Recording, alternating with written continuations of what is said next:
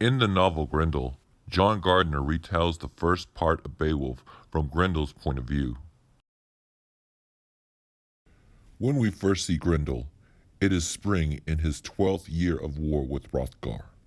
He is throwing himself a pity party, yelling at an old ram, cursing the sky, taunting a chasm to snatch him and kill him. Wah. Grendel has no one to talk to. He can't even communicate with his mother. Driven by loneliness and rage, Grendel attacks Hrothgar's mead hall again, killing and eating several of his warriors. Get in my belly! The next day, he secretly attends the funeral for the warriors he killed and recalls his earlier life. As a youth, Grendel would make up imaginary friends and explore his cave until one day he discovered the door to the outside. During one of his outside explorations, Grendel catches his foot in a cleft of two oak trees that are grown together and encounters men for the first time. What's that smell? Ugh! What do you think it is? I think Sire, it's a fungus. I think it's an oak tree spirit. Grendel understands their language, but attempts to communicate frighten them. It makes noise. Kill it! Mama! Mama! Mama! That's it. We out. Grendel is rescued by his mother and taken back to his cave.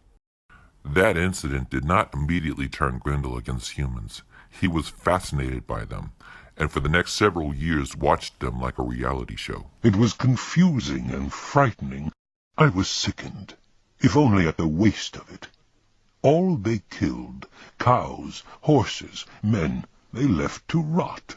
Grendel continued to watch the humans, especially King Hrothgar's come-up, as he became the dominant king over most of the area. One day, an old blind harpist called a Shaper arrived at King Hrothgar's mead hall. He sang songs retelling all the previous acts of violence in a way that made it seem holy and honorable. Though he knew the Shaper's songs were nothing but lies, Grendel would listen to them nightly, until one night he was so moved by the Shaper's songs that he went to the mead hall in an attempt to join the humans. I staggered out into the open and up toward the hall, groaning out, "Mercy! Peace!" The people screamed. It makes noise. Kill it! Drunken men rushed me with battle axes.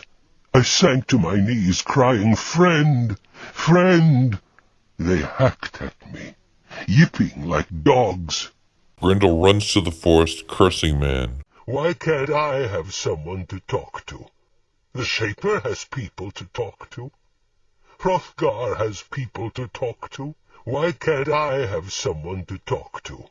Then Grendel met the dragon. Be still. I see the future. I know everything. Humans are insane. The Shaper puts a big shiny bow on their insanity so they can stand their own lives. You should either scare humans to death or stack riches. Peace out.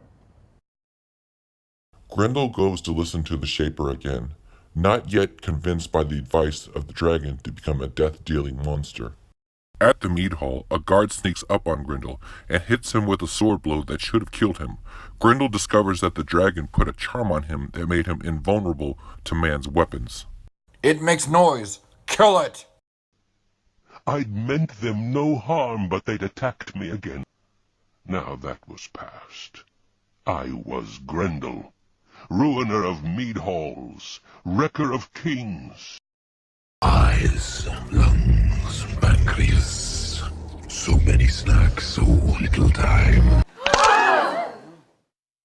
It bit his head off! And so began Grendel's war with the humans. Later that week, Grendel, party of one, I'll take 7 things extra rare. And for the next 12 years, Hrothgar's mead hall.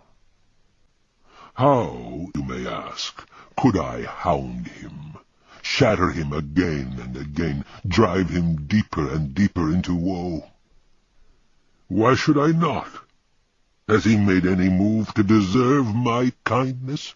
If I give him a truce, will the king invite me in for a kiss on the forehead, a cup of mead? Ha! Enough. Who says I have to defend myself? In the winter of Grendel's 12th year of war with Hrothgar, 15 Geats travel across the sea to help King Hrothgar out with his Grendel problem. When the time came for me and the stranger to meet, I would have to kill the stranger. He was dangerous. His chest was as wide as an oven.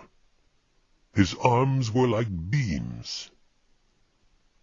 And yet I was excited, suddenly alive. Come ahead, make your play, do your worst. That night, when everything is quiet at the mead hall, Grendel bursts down the door and devours the first Geat he sees. He makes his way to the second bed, but the second Geat is only pretending to be asleep. He grabs Grendel's arm. Grendel tries to break free by kicking, but slips on the blood of his first victim. If you win, it's by mindless chance. Make no mistake. First you tricked me, and then I slipped. Grendel, Grendel, feel the wall. Is it not hard? Hard, yes.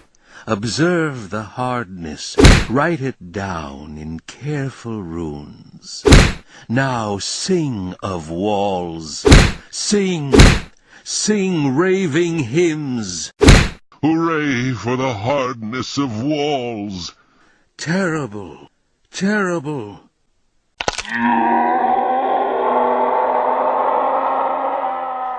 I stare down, amazed.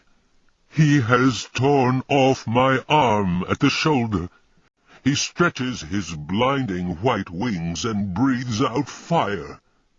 I run for the door and through it. I move like wind. I stumble and fall, get up again. Mama! Mama! Mama! I'm dying! It was an accident. I will cling to what is true. Blind, mindless, mechanical, mere logic of chance. Enjoying my destruction. Poor Grendel's had an accident. So may you all.